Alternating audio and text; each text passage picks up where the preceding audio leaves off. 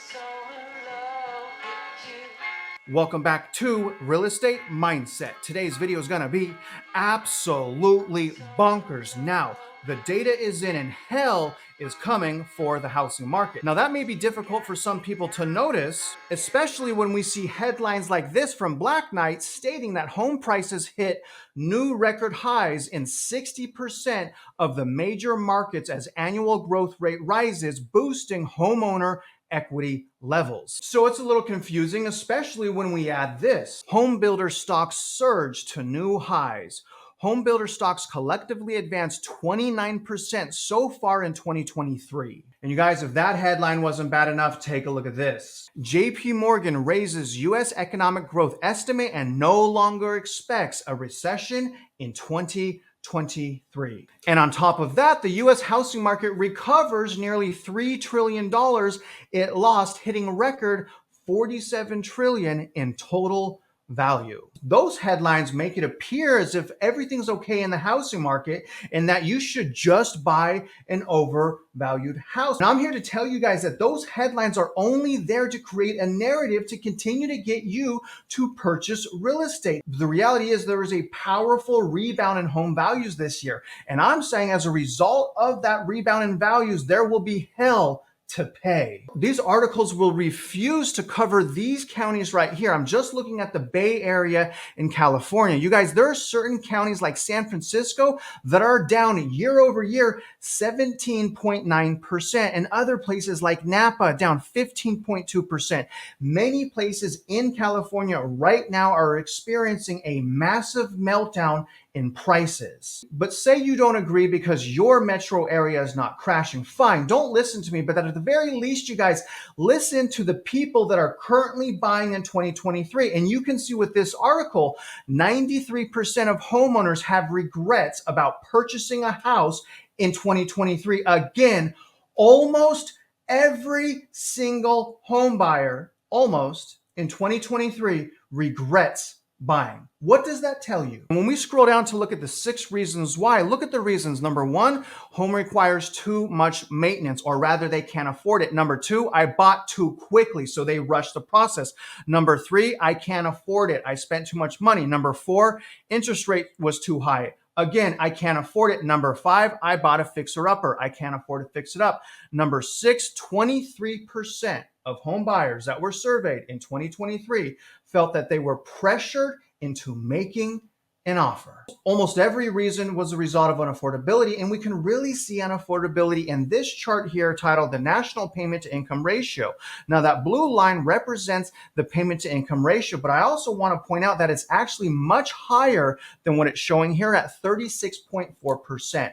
This 36.4% only accounts principal and interest, and with a down payment of 20%. So if you don't have a down payment of 20% and you're like every single other American and you have to pay taxes and insurance, it's actually way higher than 36.4%. And I also think it's really important to note that the unaffordability right now is higher than it was right before the last great financial collapse. In other words, we don't need hyper supply right now for home prices to continue to crash. But a lot of the bulls argue the laws of supply and demand. So I'm going to pull up now the laws of supply and demand, and I'm going to show you what's happening right now in the housing market is actually exactly what we need as far as the laws of supply and demand to have a continuation of price decline and inventory increase. Here's an easy to understand format of the laws of supply and demand.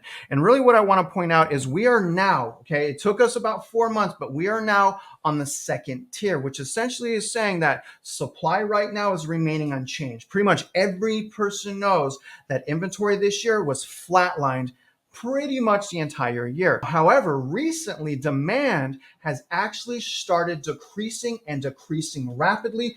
And I'll show you in a minute, we are now at a 4-year low for August as far as demand. And now that demand is decreasing by the laws of supply and demand, the prices should also now decrease and we should start having a surplus of inventory. Again, the main thing here is we need demand to be stifled. And I've been saying from the beginning, what we have right now is a very toxic hyper demand, hyper buying situation that was a result of the floodgates being released during COVID that allowed almost everyone to purchase a house. How were they able to? 2 and 3% interest rates and massive amount of stimulus being pumped into the hands of consumers. This is home buying demand calculated by Redfin. And I want to point out, you guys, we're the orange line. We are at a 4-year low for August.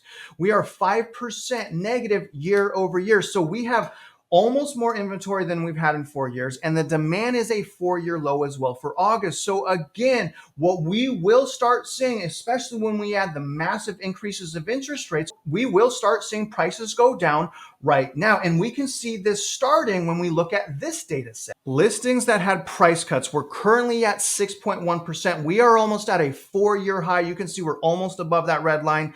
But I also want to point out the trajectory is going to head above that red line. And it is especially important to watch that because this is showing us the rate hikes is working and demand is being crushed, because in order for people to sell their houses, what has to happen?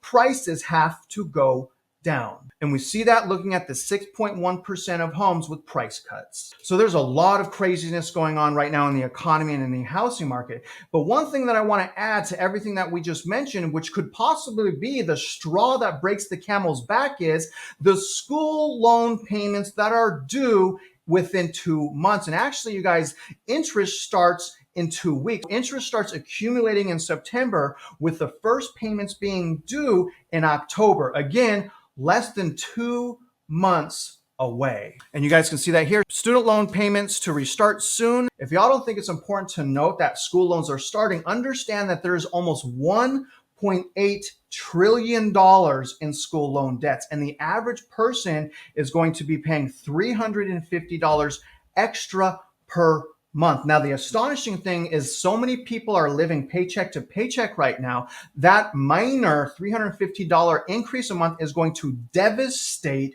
many people's purchasing power, and it will push a certain amount of people over the edge into financial collapse. We don't even know the repercussions as far as consumers and financial institutions when the defaults start with school loans, because we don't even have the data yet.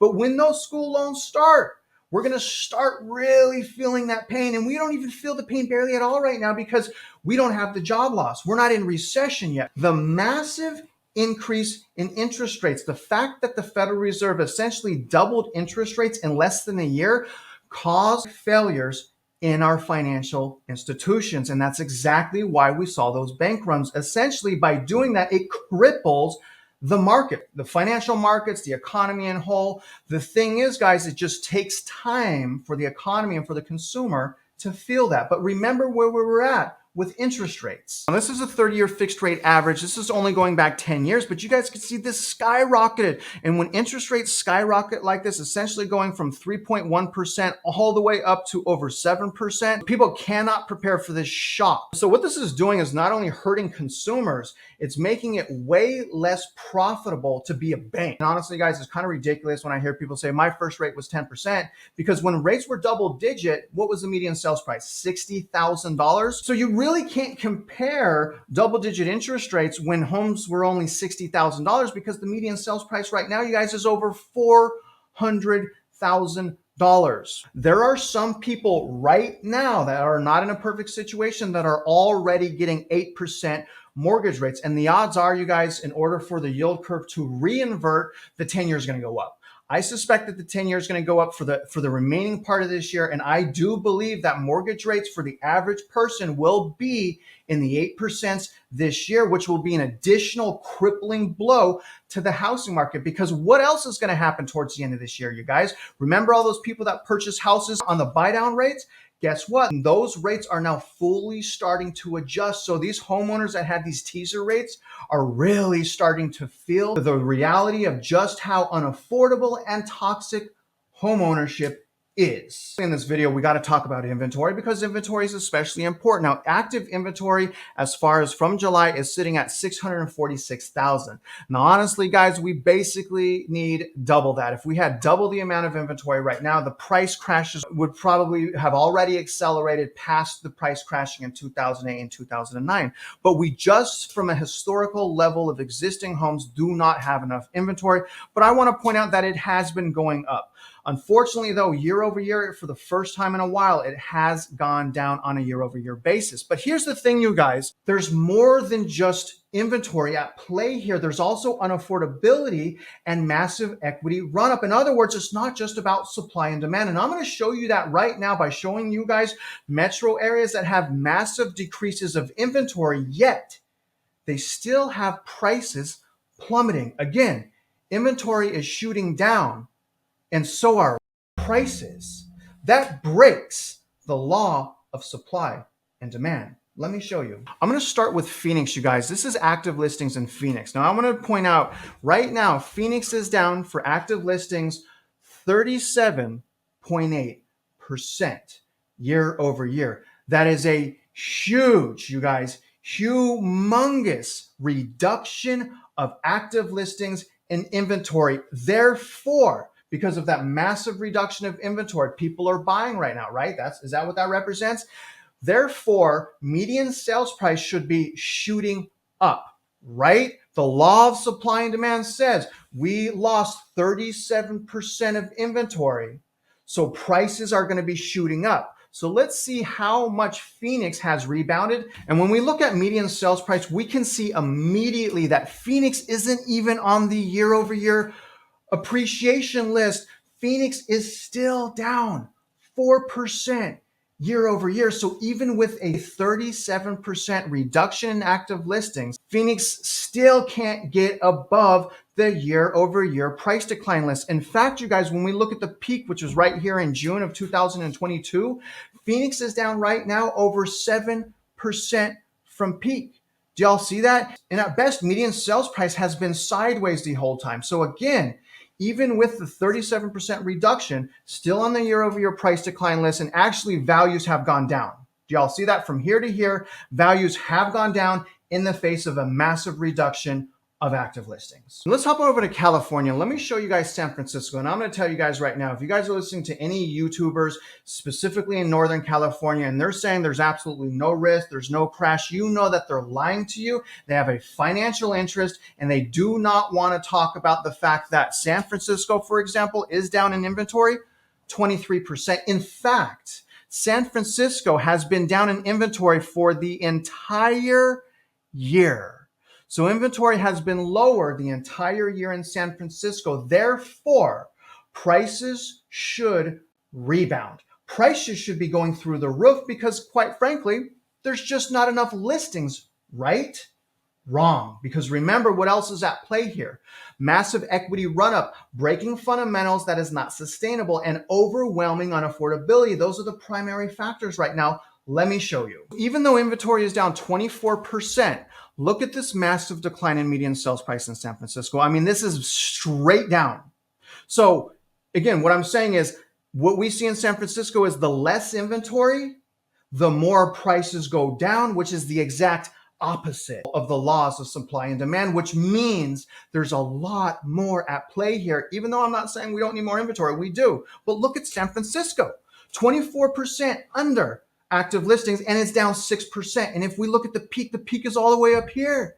We're down 15% from peak right now in San Francisco with almost no inventory. What does it tell us? What does all this tell us? It tells us it's not just about third grade understanding and comprehension about the rules of supply and demand. Let me show you one more metro, which is going to be Austin. And I'm going to start with median sales price, and then I'm going to look at active listings, because I first want to point out that in Austin, like San Francisco, Austin is on the year over year decline list. Austin currently is down year over year 11%.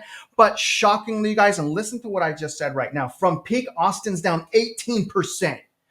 Right now, Austin down 18% from peak. Again, 11%, double digits year over year. So this should show us that active listings are sky high, right? Active listings are well above pre-pandemic, because how the heck could a metro area lose 18% unless they have an overwhelming amount of inventory, right? So let's see how much inventory growth Austin has had.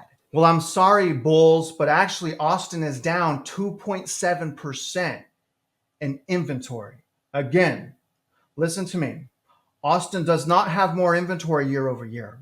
Austin has less active units or active listings by 2.7% year over year. And even with the inventory shortage, Austin is essentially in an absolute free fall for home prices. So again, I say to you, hell is coming for the housing market and the devil will be paid. Now, in conclusion, remember, you guys, this is in the face of credit card debt and car loan delinquencies that are now above pre-pandemic, and the trajectory of those delinquencies, you guys, is absolutely insane. And not to mention, all of the stuff we went over is in the face of historically low unemployment. So let me ask you guys this: what happens when unemployment becomes unhinged, and what happens when we do get a healthy increase of inventory? What happens then? What I think happens then, you guys, the entire market falls apart, because quite frankly, that equity run up, not grounded in fundamentals, and therefore it is not sustainable. And other than that, you guys, I really hope you enjoyed today's video. I hope you guys got some new insights, value, and perspective. And if you're out there investing in real estate, you know I wish you luck, and I hope you win.